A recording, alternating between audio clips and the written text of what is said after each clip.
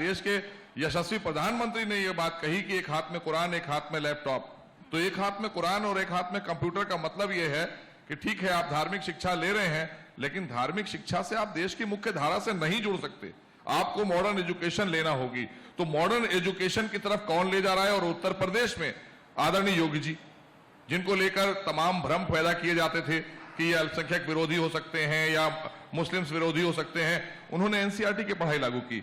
देश में करोड़ों करोड़ गरीबों को मकान मिले। पात्रता के आधार पर उत्तर प्रदेश में 44 लाख से ज्यादा हमने गरीबों को मकान देने का काम किया। तो जो गरीब में सबसे ज्यादा गरीब मुसलमान थे, तो लगभग 11 से 12 लाख मकान मुस्लिम समाज को मिले। ये पहली बार हुआ ना देश की आजादी से लेकर अभी तक। ये जो लोग खजूर खाकर चले जाया करते थे और अपने आप को कहीं ना कहीं उस समय यह साबित करते थे कि हम भी मुसलमान हैं, इसीलिए आदरणीय योगी जी ने कहा कि एक्सीडेंटल हिंदू जो हैं, उन्होंने कम से कम, यही हमारे साथ हमारा दुर्भाग्य था कि ऐसे लोगों ने हमको देश में ठगने का काम किया था कि जो एक्सीडेंटल थे, लेकिन जो सच्चे हिंदू थे, उन्होंने मुझको आज यहां पर स्थापित करने का काम किया है। उसमें आदरणीय मोदी जी हैं और उत्तर प्रदेश में आदरणीय योगी जी। मोहसिन साहब, बहुत अच्छी आपने यहाँ पर बात कही, इतने सारे आपने विकास की बात गिनाई और वो विकास दिख भी रहा है कि जब गरीब के पास तक आपकी योजनाएं पहुंच रही हैं तो उसमें किसी धर्म को नहीं देखा जा रहा। लेकिन उसके बावजूद जब बात होती है तब भी मुस्लिम किस बात से डरते हैं? क्यों आपके पास तक नहीं आते, आपकी पार्टी के पास तक? मुस्लिम बिल्कुल नहीं डरते हैं। मुस्लिम को डराने का काम गैर मुस्लिम जो तुष्टीकरण और अपने परिवारवाद की राजनीति करते हैं, उन्होंने डरा कर रखा है। देश में कभी कोई मुसलमान डरा नहीं, क्योंकि देश हित में मुसलमानों ने काम किया। और ऐसे ही एपीजे कलाम साहब नहीं थे जो मिसाइल मैन कहलाए हमारे देश के, ऐसे ही हमारे पास तमाम और नेता आप उठाकर देखें तो बड़ी फहरिस्त है। फ्रंटियर गांधी कौन थे? फ्रंटियर गांधी किसको कहा जाता था? खान अब्दुल गफ्फार खान को, जिनको भारत रत्न का अवार्ड मिला। जैसे बिस्मिल्लाह खान उत्तर प्रदेश के वाराणसी, जहां से हमारे प्रधानमंत्री आते हैं, भारत रत्न का उनको अवार्ड मिला। तो आप ये जो लोग डराते थे, जो निजी स्वार्थों की राजनीति करते थे, और उनकी राजनीति का बुनियाद क्या है, उनकी जो पार्टी की बुनियाद है, हम ले जाना चाहते हैं वहां पर। जिन्होंने डराने का काम किया है वो लोग थे कि जब वो मुख्यमंत्री थे उस समय हमारे श्रद्धालु कार सेवक अयोध्या जा रहे थे। अयोध्या प्रभु श्री राम की जन्मभूमि है। किसी भी हिंदू का अधिकार है जो प्रभु श्री राम में आस्था रखता है, वो जाएगा। उसको रोका गया, रोकते में जब वो नहीं रुका तो गोली चलवा दी गई। तो आपने आस्था और उसकी भावनाओं को भी आहत करने का काम किया।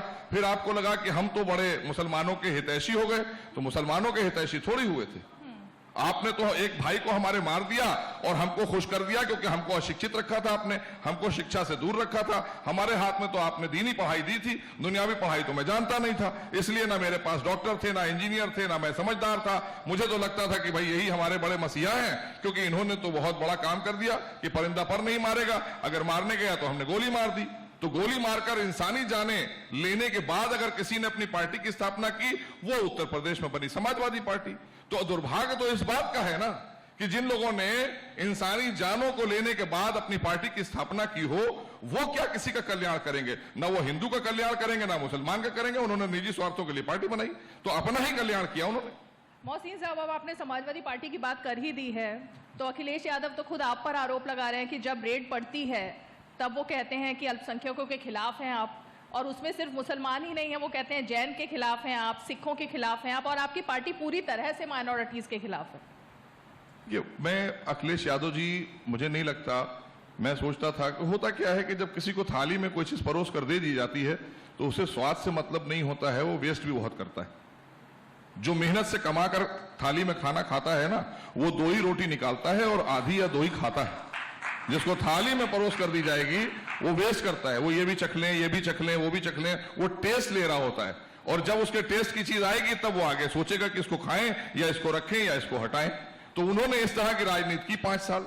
भ्रष्टाचार, अपराधीकरण, तुष्टीकरण, आपने अवैध धर्मांतरण कराने वाले लोगों को आप मंच पर ले जाते थे, क्योंकि वो सूरज शक्ल में आपको मुसलमान नजर आते थे। अवैध धर्मांतरण कराते थे, बड़ी बड़ी दाढ़ी मूछे। आजकल लेके नहीं चल रहे वो, आजकल डरे हुए हैं।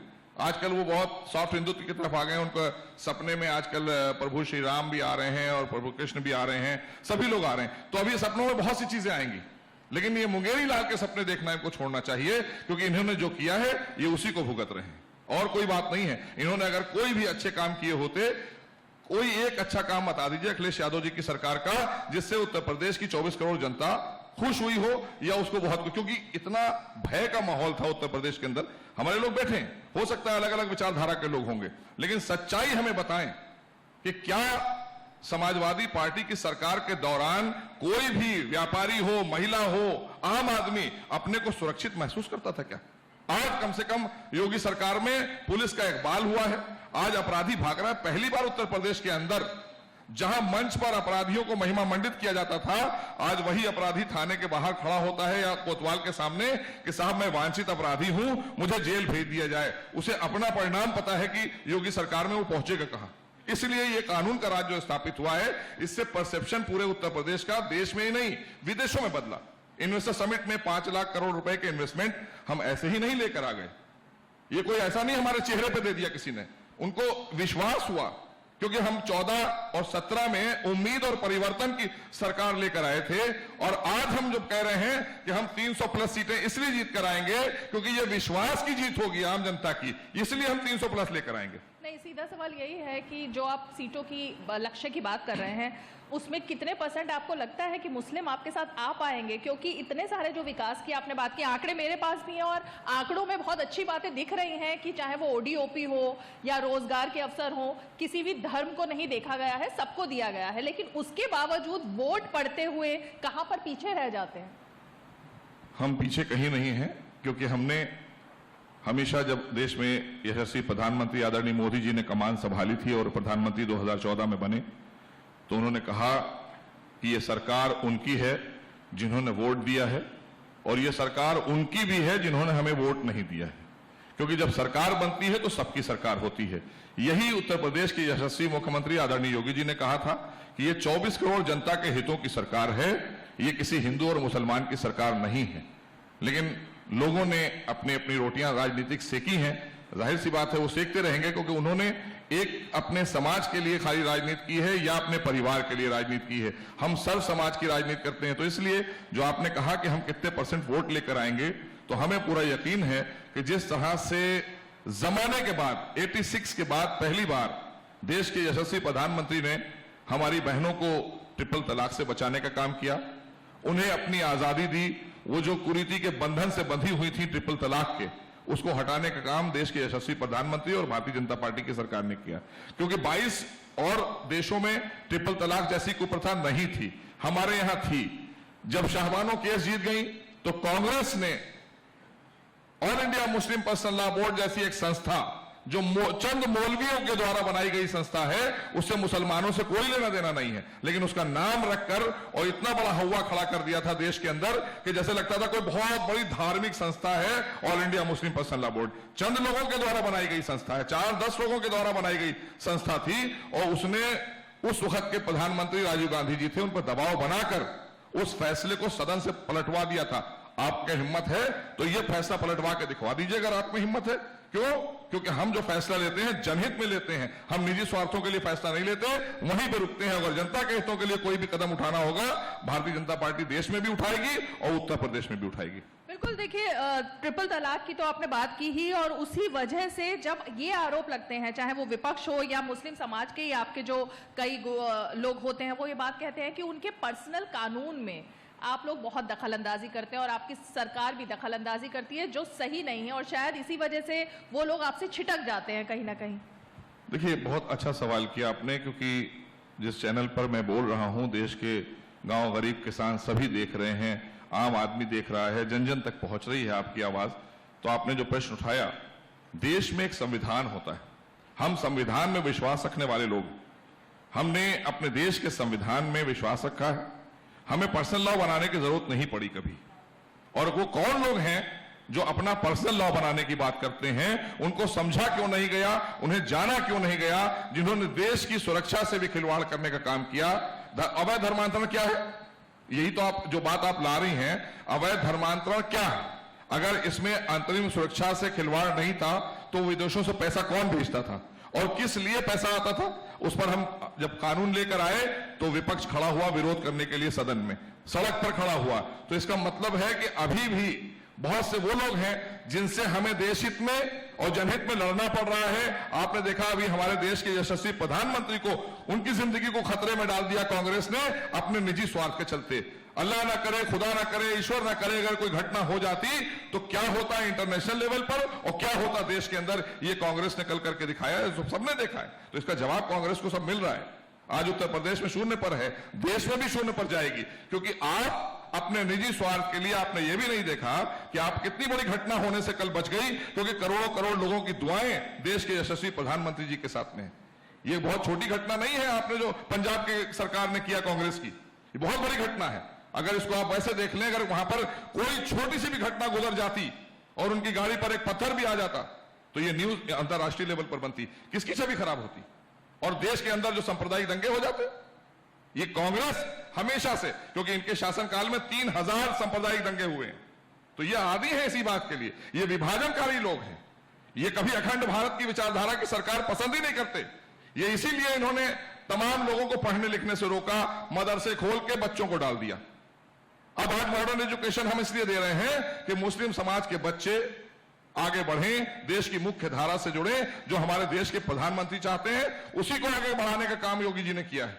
आज एनसीईआरटी की पढ़ाई, पहली बार कोई ऐसा राज्य है देश का जिसने एनसीईआरटी की पढ़ाई लागू की है।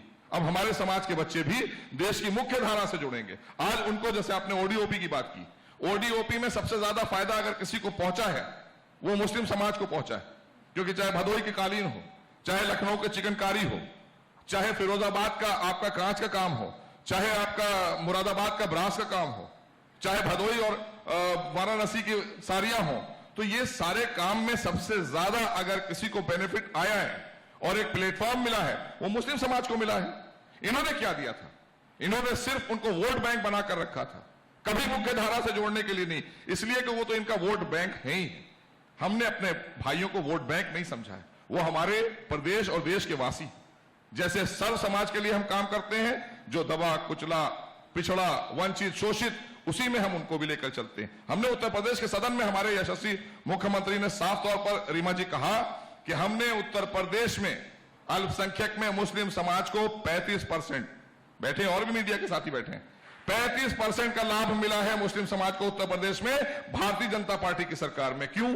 क्योंकि आप लोगों ने कभी पात्र जो होते थे उनको नहीं दिया, क्योंकि आपके घरों से जो 200 करोड़ रुपए निकल रहे हैं, ये वही पैसे हैं जो आपने छुपा कर रखे हुए थे। ये आज पैसे भी जो निकल रहे हैं ये गरीब जनता के ही हैं और उनको उनकी योजनाओं का लाभ नहीं मिला था, इसलिए 35% उनको लाभ मिला। चाहे उज्ज्वला योजना का हो, चाहे आवास योजना का हो, चाहे जनधन योजना का हो, चाहे किसान सम्मान निधि का हो, हर योजना में सबसे ज्यादा पात्र अगर कोई बना तो दबे कुचले मुस्लिम समाज के लोग बने। और पात्रता के आधार पर हमने मत और मजहब नहीं देखा, मत और मजहब देखकर हमने नहीं योजना बांटी है। देश की योजनाओं से लेकर उत्तर प्रदेश की योजनाओं तक सारी योजनाएं पात्रता के आधार पर ईमानदारी से बांटती हैं, और इसीलिए आज देश में विश्वास बढ़ा है लोगों का भारतीय जनता पार्टी आदरणीय मोदी जी के प्रति और उत्तर प्रदेश में आदरणीय योगी जी के प्रति। मोहसिन साहब, आप बहुत अच्छे क्रिकेटर की तरह एकदम बॉल स्पिन कैसे करते हैं वो आप दिखाई दे रहा है। यही मैं जानना चाहती थी कि इतने सारे जो काम हुए हैं, आंकड़े भी दिख रहे हैं और विकास की बात भी दिख रही है। खुद हम जब जाते हैं गांव-गांव में और उन जगहों पर जहां पर मुस्लिम आबादी सबसे ज्यादा है, हम देख रहे हैं कि चाहे वो गरीबों को अनाज हो, वो उनके पास तक पहुंच रहा है, तमाम योजनाएं पहुंच रही हैं। यही जानना चाहते हैं कि लेकिन जब वोट डालने की बारी आती है तो क्या चूक रह जाती है? क्या आप उन तक बात अपनी नहीं पहुंचा पा रहे हैं, उनको कन्विंस नहीं कर पा रहे हैं? चूक क्या रह जाती है? जो चूक रह जाती थी उसकी खानापूर्ति उत्तर प्रदेश के यशस्वी मुख्यमंत्री आदरणीय योगी जी ने कर दी है। हम 19 में 8% वोट लेकर आए मुस्लिम समाज से, 8% वोट मिला हमें उत्तर प्रदेश की लोकसभा में, और हम आपके मंच से कह रहे हैं कि हम 20% वोट लेने जा रहे हैं 2022 के चुनाव में, क्योंकि हमने इनको योजनाओं का लाभ दिया है। और सबसे बड़ी बात है कि स्वतंत्रता मिली है उनको, आज आजादी मिली है। उनके गांव में, उनके कस्बों में, उनके महल्लों में जो गुंडे घूमा करते थे उनको जेल में डालने का काम किया है, जो उन्हें डराया करते थे, जो वोट डालने से उनको रोका करते थे। ऐसा नहीं है, वो विश्वास करते हैं कि यही सरकार है जो हमारा विकास और कल्याण कर सकती है, और इसी ने किया है। आज 15 करोड़ लोगों को राशन मिल रहा है मुफ्त, तो 15 करोड़ लोगों में क्या मुसलमान नहीं है? बड़ी तादाद में मुस्लिम समाज है। तो ऐसे ही तमाम योजनाएं, टीकाकरण हुआ तो क्या मुसलमानों का नहीं हुआ?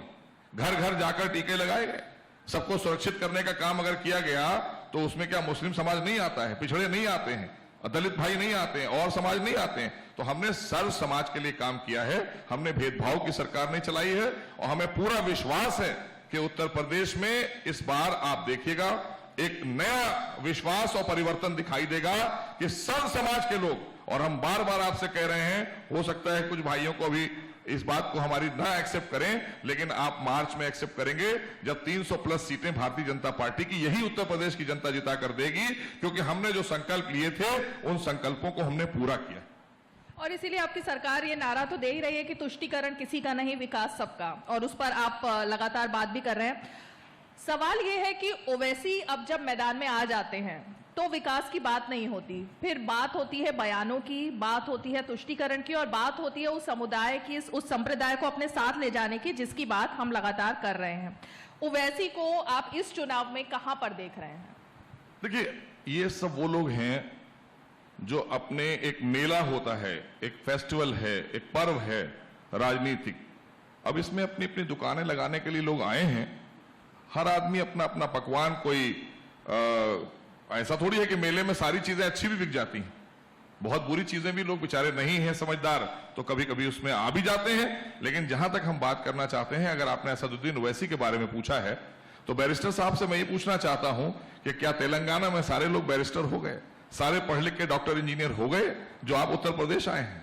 आपको उत्तर प्रदेश से पहले अपने यहां, क्योंकि आपके बुजुर्गों ने ही तो देश का विभाजन किया था, इसीलिए आपने जो पार्टी बनाई है वो इत्तेहादुल हिंदुस्तान नहीं बनाई है, इत्तेहादुल मुस्लिमीन बनाई है। आज भी आप वही चीज लेकर घूम रहे हैं जो विचारधारा आपके बुजुर्गों की थी, उसी विचारधारा को लेकर आज भी आप उत्तर प्रदेश और बिहार में घूम रहे हैं। तो सब समझ रहे हैं, जान रहे हैं, इनके लोगों के आने से कुछ नहीं होगा। हर दौर में आपने जब जब चुनाव आते हैं, इससे पहले उत्तर प्रदेश में हमारे कुछ पत्रकार भाई मुझे दिख रहे हैं सामने, आप पूछिएगा कि उत्तर प्रदेश में एक पीस पार्टी बनी थी 2007 या 9 के 12 के चुनाव में। ये कहा जा रहा था कि ये 9 में या 12 में कि ये बड़े डिसाइडिंग फैक्टर पर होगी और यही तय करेगी कौन मुख्यमंत्री होगा। एक सीट से जीत पाई थी। तो वही हाल उत्तर प्रदेश में ओवैसी का होगा। तो ये अपने अपने कयास लगाने की बात अलग है, लेकिन जिसने काम किया है, जो जनहित में काम कर रहा है, राष्ट्रहित में काम कर रहा है, जनता उसके साथ जाएगी और पूर्ण विश्वास के साथ जाएगी। लेकिन पॉलिटिकल एम्पावरमेंट की बात हो रही है, मुस्लिम दलित कॉम्बिनेशन की बात हो रही है, उसमें आप खुद को कहां पर खड़ा हुआ पाते हैं? क्योंकि अखिलेश यादव भी अब, जैसे आपने खुद कहा, उनके सपने में तो श्री कृष्ण आने लगे हैं। दूसरी तरफ ओवैसी जो है वो अब जाकर उन मुसलमानों को एक साथ लाने की बात कर रहे हैं जिनका अभी तक विकास नहीं हो पाया, पिछड़ापन बरकरार है, गरीबी बरकरार है।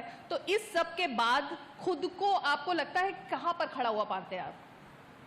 देखिए, अगर आप बात करें कि ये सारे लोग एक ही थाली के चट्टे बट्टे हैं, अभी चुनाव आते आते जैसे जैसे चुनाव आगे बढ़ेगा, ये सब आपको एक प्लेटफॉर्म पर दिखाई देंगे। जो एक दूसरे को बोल रहे हैं उनके खिलाफ हो, उनके खिलाफ हो, उनके खिलाफ, ये सब देश के खिलाफ लोग हैं। दरअसल ये भारत की जनता को हराना चाहते हैं और अपने आप को जिताना चाहते हैं। ये इनका अपना एजेंडा ये है कि जो भारतीय जनता है इसको कैसे हराया जाए।